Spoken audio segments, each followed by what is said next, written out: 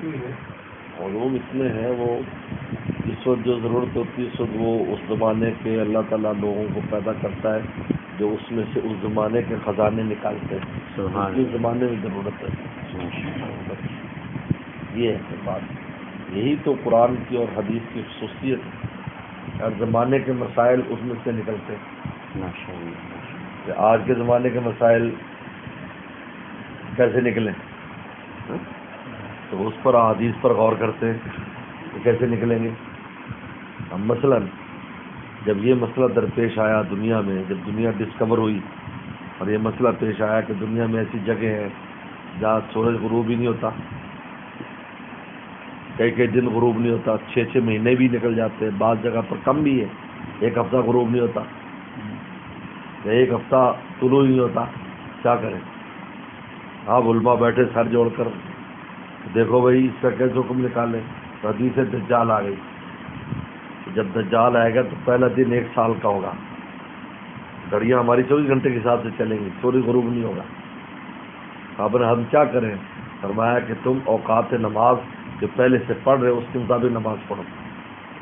سورج میں ہی فجر پڑھی جا رہی ہے، سورج میں عشاء پڑھی جا رہی ہے، سورج میں مغرب پڑھی جا رہی ہے، ٹائم کے حساب سے. تحینون للصلاۃ، نماز کے لیے اندازے کرو وقت کے. اب اس سے مسئلہ نکالیے. یہ جو 6 مہینے ہے چونکہ حدیث دجال آئے گی لہذا آج بھی ان کے نماز اوقات اس طرح ہے، اندھیرا ہی ہے، فجر بھی ہو رہی ہے، زور بھی ہو رہی ہے، اندھیرے میں 6 مہینے. یا روشنی ہے اس میں عشاء بھی ہو رہی ہے، مغرب بھی ہو رہی ہے. حدیث دجال میں رسول اللہ نے اشارہ پہلے بتایا. یہ ہوتا ہے. کسی بھی نئی چیز جو ہوتی ہے اس کے لیے کیا کیا جائے، وہ اوقات نماز کا پھر اس سے اس طرح سے خلا میں جانے والے ہیں ان نے کہا ہم کیسے نماز پڑھیں، پہلے نہیں تھا، اب خلا میں جو جانے والے ہیں کیونکہ مولانا حضرت نے لکھا ہے ابوالحسن ندوی رحمۃ اللہ علیہ نے کہ اب اس وقت سائنسی ایجادات اور سائنسی ترقی میں کسی ایک قوم کا قبضہ نہیں. اب یہ پوری انسانیت کی مشترکہ محنت ہے. لہذا ہر بڑے سے بڑی دنیا کے اندر جو لیبارٹری ہے اور جو سائنسی مشن کے سینٹرز ہیں اس میں ہر قوم کے لوگ بیٹھے ہوئے ہیں. اس میں پاکستانی بیٹھا ہے، اس میں افریقی بھی بیٹھا ہے، ہر قسم سے وہ مل کر اس چیز کو بنا رہے ہیں، ترقی کر رہے ہیں. لہٰذا آپ کو یہ کہہ دیں فرانسیسی کا ہم نے بنائی، امریکن نے صرف ہم نے بنائی، انگریز کا ہم نے، ایسا نہیں رہ گیا. اب اس فرانسیسی کے لیبارٹری میں ہر نسل قوم کا بندہ بیٹھا ہے تو بنا رہا ہے. جیسے ابھی جو کووڈ کو بنائی ہے تو ترکیوں نے بنائی، ترکی والے ہیں میاں بیوی ہیں جنہوں نے ویکسین سب سے پہلے بنائی ہے کووڈ کے خلاف، وہ مسلمان ہیں جن نے کیا. اس طرح یوٹیوب ہے، ایک بنگلہ دیش والے نے بنائی، ایک بنگالی کی بنائی ہے یوٹیوب، ایک بنگالی نوجوان کی، پھر اس نے بیچ دی گوگل والوں. ہاں جی ہسٹری پڑھو، کسی انگریز نے نہیں بنائی، اس کی کھوپڑی میں نہیں آئی سکی، پھر بنگالی کھوپڑی چاہیے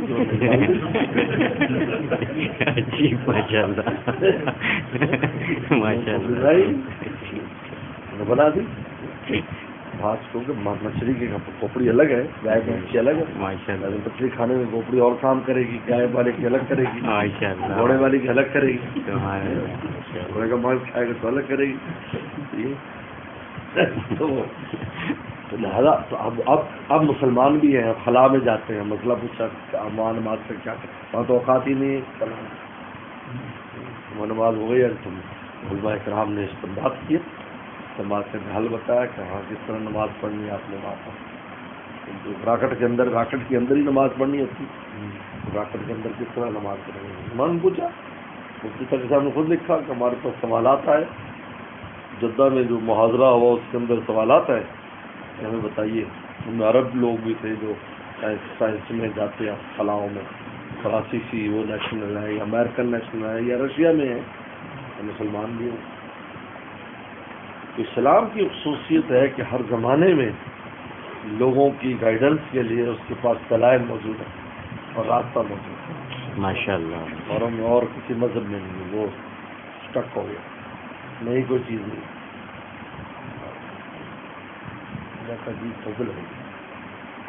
ضرور ایک بار میں میرے ٹائر کی دکان کے ٹائر میں بینر کر رہا تھا تو میں نے قرآن کی یہ آیت پڑھی تھی. اللہ تبارک